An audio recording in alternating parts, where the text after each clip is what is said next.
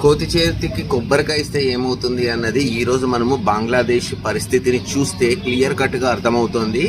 Reason ఏంటి అంటే Yunus government ఏదైతే ఉందో సొంత లాభం కోసము జనాలని రెచ్చగొట్టి యాంటీ హిందూ ప్రోపగండాని చూపించి వాళ్ళు ఒక మనిషి దీప్ దాస్ని క్రూరంగా చంపించడం అనేది జరిగింది. దీంతో రేగిన అల్లర్లతోటి ముస్లిం స్టూడెంట్ లీడర్స్ ఎవరైతే ఉన్నారో అలీ ఇంకొక అతను వీళ్ళు కంప్లీట్గా అంటే వీళ్ళని ఎవరో హత్య చేశారు. దీంతో చెలరేగిన అల్లర్లు ఏం చేశాయి అంటే నిన్న సాయంత్రము బంగ్లాదేశ్లో బాంబు దాడులకి వీళ్ళు పాల్పడడం అనేది జరిగింది. దీంట్లో ఒక బస్సుని తగలపెట్టి అందులో 17 మంది చావుకు కారణమైన వాళ్ళు ఎవరు? యూసఫా వీళ్ళ.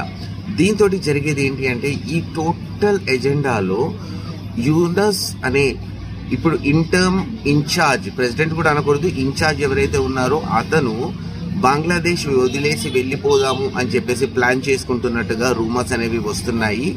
యూనస్ చేతిలో నుంచి కంట్రోల్ మొత్తం పోతోంది. అతి త్వరలో బంగ్లాదేశ్లో ఎలక్షన్స్ రాబోతున్నాయి. ఈ ఎలక్షన్స్ని పోస్ట్పోన్ చేయించడానికి మళ్ళీ పవర్ యూనస్ ఇన్ఛార్జ్గానే తీసుకోవడం కోసం చేస్తున్నారు అన్నది టోటల్ బంగ్లాదేశ్లో జరుగుతున్న చర్చ. ఇప్పుడు దీని మీద మీ అభిప్రాయం ఏంటి అన్నది నాకు కింద కమెంట్స్లో చెప్పండి. మరొక వీడియోలో మళ్ళీ కలుస్తాను.